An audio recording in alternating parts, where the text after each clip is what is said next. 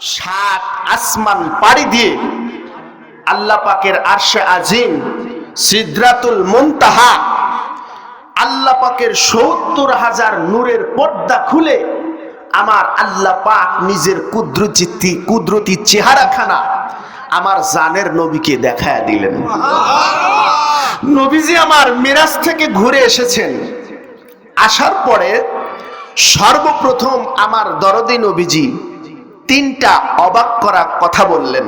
কয়টা? ৩খানা অবাক করা কথা বললেন। প্রথম নম্বরে নবীজি বলেন যে আমি যে জায়গা থেকে মিরাজে গিয়েছিলাম, যে বিছানার থেকে ঘুম থেকে উঠেছিলাম, আমি ২৭ বছর মিরাজ করার পরে আমি দুনিয়াতে এসে দেখতে পেলাম যে জায়গা থেকে আমি ঘুম থেকে উঠে চলে গিয়েছি, ২৭ বছর পরে এসে দেখলাম আমার সেই ঘুমানো জায়গা বিছানাখানা এখনো গরম রয়েছে। নবীজি দ্বিতীয় নম্বর কথা বললেন, আমি যেই ঘরের দরজা খুলে মিরাজে গিয়েছিলাম, ২৭ বছর পর ফিরে এসে দেখি যে আমি যেই ঘরের দরজা খুলে গিয়েছিলাম ওই ঘরের দরজার শিকলখানা এখনো নড়তেছে। নবীজি ৩ নম্বরে বলেন, আমি যেখানে বসে ওযু করেছিলাম, ২৭ বছর পর মিরাজ থেকে ঘুরে এসে দেখি আমার ওযু করার পানি এখনো ওই জায়গার মধ্যে গড়িয়ে পড়ছে। আমার বন্ধুরা রে, আমার জানের নবী, আমার প্রাণের নবী মিরাজ থেকে আসার পরে এখনো পর্যন্ত মিরাজের কথাটা কারোর কাছে প্রকাশ করেন নাই। নবী আমার গভীর রজনীতে মক্কা নগরীতে হাঁটতেছে আর মনে মনে চিন্তা করছে আমার মিরাজের কথা আমি সর্বপ্রথম কার কাছে বলবো। কারণ বর্তমানে মক্কা নগরীতে মুসলমানের চাইতে কাফেরের সংখ্যা হলো বেশি। আমার এই মিরাজের কথা যদি কাফেরদের কোনো ব্যক্তির কাছে যাইয়া সর্বপ্রথম প্রকাশ করি, বিশ্বাস তো করবেই না, বরং আমি দরদি নবীকে নিয়ে তারা ঠাট্টা বিদ্রুপ করবে। এমনিতেই দুনিয়ার মানুষেরা আমাকে পাগল সাব্যস্ত করার জন্য উঠে পড়া লাগছে। এই কথাটা বলার পরে আমাকে পাগল প্রমাণিত করার জন্য তারা অটুট হবে, অটল হয়ে দাঁড়াবে। নবীজি আমার চিন্তায় বিভোর। সর্বপ্রথম এই মিরাজের কথাটা আমি কার কাছে গিয়ে প্রকাশ করব? হঠাৎ করে দেখতে পাই গভীর রজনী, রাতের ৩য় প্রহরের সময় মক্কা নগরীর রাস্তার মাঝখানে একজন বৃদ্ধা মহিলা বসে বসে দুটি চোখের পানি দিয়ে কান্না করেছে। দরদি নবী আমার ডাক দে বলে, জননী মা, আপনি এই রাস্তার মধ্যে দাঁড়ায় এত রাত্রিবেলায় কেন কান্না করেছেন? আমি মুহাম্মদ আপনার কাছে একটু জানতে চাই। এবার আল্লাহর বান্দা বৃদ্ধা ডাক দে বলে, এ আল্লাহর বান্দা, আপনি কে? এই জগতের মধ্যে আজ পর্যন্ত আমি বুড়ির খবর নেওয়ার জন্য কেউ আসলো না, আর আজকে গভীর রজনীতে আমি কান্না করছি, এই জায়গায় খবর নেওয়ার জন্য তুমি আসছাও, তুমি কে?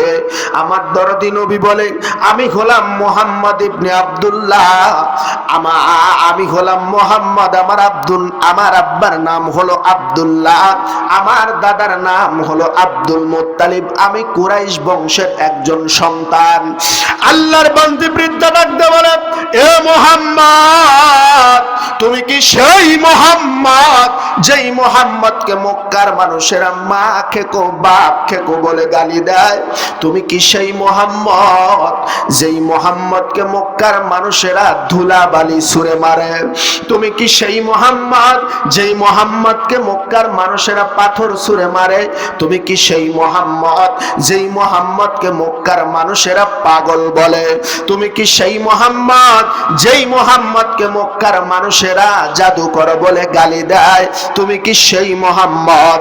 আমার দরদি নবী এবার মনটা বেজার করে মহিলাটির দিকে তাকায় বলতেছে, জননী মা, আমি হলাম সেই মোহাম্মদ, আমি হলাম সেই মোহাম্মদ।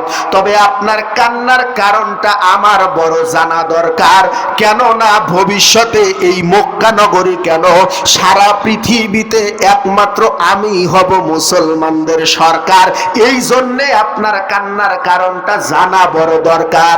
আল্লাহর বান্দি ডাকতে বলে, মোহাম্মদ, আমি কান্না করি এই কারণে, এই জগতের মধ্যে আমার মা নাই, আমার আব্বা নাই, আমার একটা স্বামী ছিল, এই স্বামীটাও দুনিয়ার থেকে বিদায় নিয়ে চলে গেছে। এই জগতের মধ্যে আমার আপনজন বলতে কেউ নাই। আমার স্বামী মারা যাওয়ার পরে তার ঔরসে আমার গর্ভ থেকে কোনো সন্তান জন্ম দিয়ে যায় নাই। এই জগতের মধ্যে আমি একমাত্র একা মানুষ, আমার নিকটাত্মীয় বলতে কেউ নাই। আমি নিজে বাঁচার জন্য, তিন বেলা তিন মুঠো ডাল ভাত খাওয়ার জন্য, খাবার খাওয়ার জন্য বাধ্য হয়ে এই মক্কা নগরীর একজন ইহুদির বাড়িতে আমি বৃদ্ধা কাজ করি। ওই কাজের বিনিময়ে আমাকে তিন বেলা খাইতে দেওয়া হয়। মোহাম্মদ, তুমি জানো না, গতকালকে থেকে আমার গায়ের মধ্যে প্রচন্ড জ্বর, জ্বরের কারণে আমি বৃদ্ধা উঠতে পারতেছি না, আমি কাতর হয়ে গেছি, আমি অসুস্থ হয়ে গেছি। আমি অসুস্থ হয়ে যাওয়ার কারণে গভীর রজনীতে রওনা দিয়েছি ইহুদির বাড়িতে কাজ করব। এই জায়গায় আসার পরে আমার পা যেন ওঠে না, ওঠে না। আমি চিন্তায় বিভোর, আমি এই অসুস্থ শরীর নিয়ে কেমন করে ইহুদির বাড়িতে যাব? আমি যদি সময় মতো ওই ইহুদির বাড়িতে পৌঁছাতে না পারি, তাহলে ইহুদি আমাকে গালমন্দ করবে, মারধর করতে পারে, অথবা কাজ থেকে বের করে দিতে পারে। ইহুদি যদি আমাকে কাজ থেকে বের করে দেয়, তাহলে আগামীকালকে আমি কি খাবো? আমার পেটে তো খাবার যাবে না, ক্ষুধার যন্ত্রণা সহ্য করতে পারবো না। যার কারণে সব দিক বিবেচনা করে এই রাস্তার মধ্যে আমার দুঃখ ঘোচানোর জন্য কান্না করা ছাড়া আর কোনো উপায় দেখি না। আমার দরদি নবী বললেন, দরদি মা, আপনার চিন্তার কোনো কারণ নাই। আমার কাঁধের উপরে আপনি ভর দেন, আমি আমার কাঁধের উপরে ভর দিয়া আপনাকে আপনার মনিব ইহুদির বাড়িতে আমি নবী যাইয়া পৌঁছায়া দিয়ে আসব। ওয়াজ ভালো লাগতেছে না? তোরম লাদা লাদা করে চোখ করে তাকায় আছেন কে? ও, আমি টাকা থাকবে গেছি, মনেই নাই কন্ত। এই কথাটা বলার পরে আল্লাহর বান্দি বৃদ্ধা মহিলা আমার নবীর দিকে ফ্যাল ফ্যাল করে তাকায় আছে। ওই যে আপনারা যেরকম লাদা লাদা করে তাকায় ছিলেন, এরকম করে ফ্যাল ফ্যাল করে তাকায় আছে, কোনো কথা বলতেছে না, চুপ, শুধু তাকায় আছে। দরদি নবী আমার ডাক দিয়ে বললেন, জননী মা, এমনি ভাবে কেন আমার দিকে তাকায় আছেন? আমি বুঝেছি আপনি কেন তাকায় আছেন, কারণ বোঝারই কথা। আমার দরদি নবী যদি ওই বৃদ্ধার মনের খবর না জানে, তাহলে জানবে কে? দরদি নবী আমার তাকায় দেখেন, এই মহিলাটা ফ্যাল ফ্যাল করে তাকায় আছে। আমার জানের নবী ডাকতে বলে, জননী মা, বুঝতে পেরেছি আপনি তাকায়াত আছেন আমার দিকে, আর মনে মনে ভাবছেন আমি তো আপনাকে কাঁধের উপর ভর দিয়া ইহুদির বাড়িতে যাইয়া পৌঁছায়া দিয়া আসব, কিন্তু এমন অসুস্থ শরীর নিয়া ওই ইহুদির বাড়িতে যাইয়াই বান আপনি করবেন কি? কাজ তো করতে পারবেন না। আপনার চিন্তার কোনো কারণ নাই, টেনশনের কোনো কারণ নাই। আজকে গভীর রজনীতে আমি মুহাম্মদ আপনাকে কথা দিলাম, ওই ইহুদির বাড়ির যত কাজ আছে, ওই ইহুদির বাড়িতে আপনি যত কাজ করতেন, আপনার পক্ষ থেকে সমস্ত কাজ আমি মুহাম্মদ আজকে করে দেব। আর আমি মুহাম্মদ কাজ করে দেওয়ার পরে যা পারিশ্রমিক হয়, সব পারিশ্রমিক আমি আপনাকে দিয়ে দেব। ও প্রাণের নবী গো, বাড়ি গাড়ি জমিদারি নেই তো প্রয়োজন, তুমি যদি নাও করে আপন, বলেন না মারহাবা, নবী যদি আপন করে নেয় আমাদের আর চিন্তার কোনো কারণ আছে? এই জন্য কবি বলেন, ও দয়ার নবী গো, বাড়ি গাড়ি জমিদারি নেই তো প্রয়োজন, তুমি যদি নাও করে আপন, দুনিয়া ভুলে যেতে চাই, শুধু তোমায় পেতে চাই, তুমি সারা বৃথায় জীবন, তুমি আমার জীবন মরণ, তুমি আমার জীবন মরণ, পথের ঠিকানা নবী গো, ওই আমি না শুনিতাম মানা, যেতাম উড়ে সোনার মদিনা, দিন দুপুরে পার ঘাটেতে করিয়া না জানা, দিন দুপুরে পার ঘাটেতে করিয়া না জানা, পাখির মতো থাকতো যদি আমার দুটি ডানা নবী গো, ওই আমি না শুনিতাম মানা, যেতাম উড়ে সোনার মদিনা নবী গো, ওই আমি না শুনিতাম মানা, যেতাম উড়ে সোনার মদিনা। ও দয়ার নবী গো, জানিয়েছি যা পেয়েছি সবই তোমার দান, গর্ব করি আমি মুসলমান। মারহাবা কোন? ও প্রাণের নবী গো, ঈমান পেলাম, কোরআন পেলাম, পেলাম কত কি, তোমার প্রেমে দিয়েছেন রহমান, তোমার নামের ওসিলাতে, তোমার নামের ওসিলাতে মাপ হবে গুনাহ নবী গো, ওই আমি না শুনিতাম মানা, যেতাম উড়ে সোনার মদিনা, দিন দুপুরে পার ঘাটেতে করিয়া না জানা, পাখির মতো থাকতো যদি আমার দুটি ডানা নবী গো, ওই আমি না শুনিতাম মানা, যেতাম উড়ে সোনার মদিনা। আমার দরদি নবীজি যখন এই কথা বলেছেন, সঙ্গে সঙ্গে আল্লাহর বান্দি বৃদ্ধা আমার নবীজির কাঁধের উপরে ভর দিয়ে আস্তে আস্তে আস্তে আস্তে হাঁটা শুরু করে দিলেন। গভীর রজনীতে ইহুদির বাড়িতে যাওয়ার পরে ওই ইহুদিকে ডাক দেয় আমার নবী, ইহুদি বাড়িতে আসনি, তাড়াতাড়ি করে ঘরের দরজাটা খুলে দাও। ইহুদি ঘরের দরজাখানা খুলে দিয়া এবার তাকায়া দেখে আব্দুল্লাহর বেটা মুহাম্মদ এসে উপস্থিত হয়ে গেছে। ইহুদি ডাক দেয়া বলে, মুহাম্মদ তুমি আমার দরবারে, আমার দরজায় বারবার কলেমার দাওয়াত নিয়ে আসছো, আমি তোমার দাওয়াতটাকে ফিরা দিয়েছি, তারপরে দিনের বেলায় আসছো, আমি যেহেতু তোমার দাওয়াত ফিরা দিয়েছি, আজকে বুঝি তুমি রাতের বেলায় আমার কাছে দাওয়াত নিয়ে আসছো। এর মুহাম্মদ জেনে নাও, শুনে নাও, বুঝে নাও, দিনের বেলায় দূরের কথা, রাতের বেলায় দূরের কথা, তুমি যদি আমার কাছে কলেমার দাওয়াত নিয়ে যখনই আসবা তখনই আমি তোমাকে ফিরা দেব, আমি কখনোই তোমার ধর্মটাকে গ্রহণ করতে আমি ইহুদি রাজি না।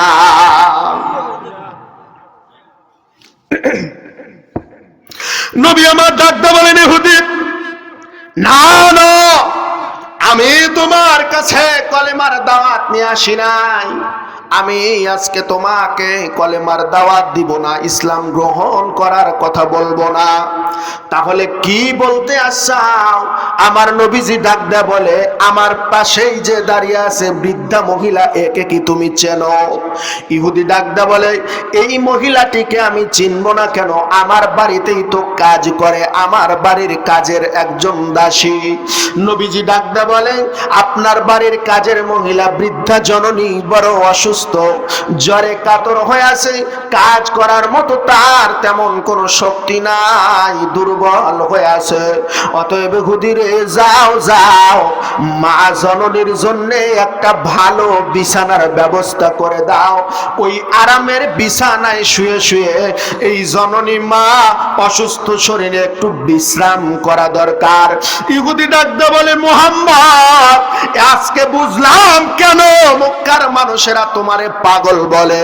পাগল বলার পেছনেও তো কারণ আছে। আজকে সেই কারণটা আমার কাছে উদ্ঘাটন হয়ে গেল। আমার বাড়ির কাজের দাসী যদি আমার বাড়িতে আরামের বিছনায় ঘুমায়, তাহলে আমার বাড়িতে কাজ করবে কে? কাজ করবে কে? এতটুকুন চিন্তা না করে তুমি তোমার কথাটা বলে দিলা। এই জন্যই তো মক্কার মানুষেরা তোমারে পাগল বলে। একবার জোরে বলুন নাউজুবিল্লাহ। দরদি নবী আমার ডাকতে বলে, ইহুদি চিন্তার কোনো কারণ নাই। আমি যেই কথাটা বললাম, এই কথাটা বলার পেছনেও কারণ আছে। কি কারণ? সেটা হলো এই মহিলাটা তোমার বাড়িতে আরামের বিছানায় ঘুমায়া ঘুমায়া বিশ্রাম করতে থাকবে, আর তোমার বাড়িতে মহিলা যত কাজ করত, আমি মুহাম্মদ তার পক্ষ থেকে সমস্ত কাজগুলি সম্পাদন করে দেব। চিৎকার দিয়ে বলুন সুবহানাল্লাহ। মহিলাটিকে একটা আরামের বিছানায় ঘুমায়া দিয়া নবী আমার ইহুদির বাড়ির যতগুলি কাজ ছিল একে একে কাজ করা শুরু করে দিয়েছে। কাজ করতে করতে হঠাৎ করে পূর্ব আকাশ ফর্সা হতে লাগলো, সুবহে সাদিক শুরু হয়ে গেল। নবীজি আমার ডাকতে বলে, ইহুদি রে, এ ইহুদি, তোমার বাড়ির যত কাজ আছে আমি এই কাজগুলি একটু পরে করব। আমি এখন যাইয়া ওই মক্কা নগরীতে কাবা বাইতুল্লাহর চাতওয়ানে আমি দরদি নবী যাইয়া ফজরের নামাজটা আগে আদায় করে আসি। ইহুদি ডাকতে বলতেছে, মুহাম্মদ তুমি কোথায় যাবা যেন বললা? নবীজি বলতেছে, কেন? আমি নামাজ আদায় করতে যাব। ইহুদি ডাকতে বলতেছে, মুহাম্মদ তুমি যে নামাজ আদায় করতে যাবে, যাওয়ার আগে আমার একটা প্রশ্নের উত্তর দিয়ে যাওয়া লাগবে। কিসের? প্রশ্নের উত্তর দিয়ে যাওয়া লাগবে। নবীজি বলতেছে, ইহুদি আমার হাতে সময় নাই, কিছুক্ষণ পরে সূর্য উঠে যাবে, আবার সেই কাবা পর্যন্ত যাইতেও আমার সময়ের দরকার, এজন্য আমাকে তাড়াতাড়ি ছেড়ে দাও। একটা না, তোমার যত প্রশ্ন আছে সমস্ত প্রশ্নের উত্তর দিব, কিন্তু আমি আগে নামাজটা পড়ে আসি। ইহুদি ডাকতে বলতেছে, মুহাম্মদ না, তোমাকে আমি যেতে দিব না যতক্ষণ না পর্যন্ত আমি আমার প্রশ্নের উত্তর না পাই। নবীজি দেখলেন ইহুদি যেহেতু ছাড়তেছে না, নবী ডাকতে বলতেছে, ইহুদি তোমার যে প্রশ্নটা আছে একটু তাড়াতাড়ি করে করো, আমি খুব দ্রুত তোমার প্রশ্নের উত্তর দিতে চাই, যেহেতু আমার হাতে সময় কম। ইহুদি ডাকতে বলতেছে, মুহাম্মদ আমার প্রশ্নটা হলো এই, আজকে গত রজনীতে কি তুমি আল্লাহ পাকের সাথে দেখা করার জন্য মেরাজে গেছিলা? নবীজি কি কাউকে বলছে এখনো? ভাবতেছিল যে কার কাছে বলা যায়, নাকি কার কাছে এটা প্রকাশ করা যায়। তো ইহুদি এই প্রশ্নটা করার পরে নবীজি বললেন যে, ইহুদি আমি যে গত রজনীতে আল্লাহ পাকের সাথে দেখা করার জন্য মেরাজে গিয়েছিলাম, এই কথাটা তো আমি এখনো পর্যন্ত কারোর কাছে বলি নাই, তুমি জানলে কেমন করে? ইহুদি ডাকতে বলতেছে, মুহাম্মদ আমি প্রশ্ন করেছি, আমার প্রশ্নের পরিবর্তে প্রশ্ন করার চেষ্টা করো না, তুমি বলো যে আমার প্রশ্নের উত্তর হ্যাঁ অথবা না, তুমি গিয়েছিলে কি যাওনি? মুহাম্মদ সাল্লাল্লাহু আলাইহি ওয়াসাল্লাম ডাকতে বলতেছে, ইহুদি তোমার কথাটা ঠিক, আমি মিরাজে গিয়েছিলাম গত রজনীতে, 7 আসমান পাড়ি দিয়ে সিদরাতুল মুনতাহা, সেখান থেকে আল্লাহ পাকের আরশে আজিম পর্যন্ত গিয়ে আল্লাহর 70,000 নূরের পর্দা উঠায়া আল্লাহ পাকের সাথে আল্লাহর রব্বুল আলামিনের নুরানি চেহারা মোবারক আমি দরদি নবী দেখে আসছি। শুধু দেখি নাই, ওই জায়গাতে আমি 27 বছর যাবত আল্লাহ পাকের সাথে গল্প গুজব করেছি।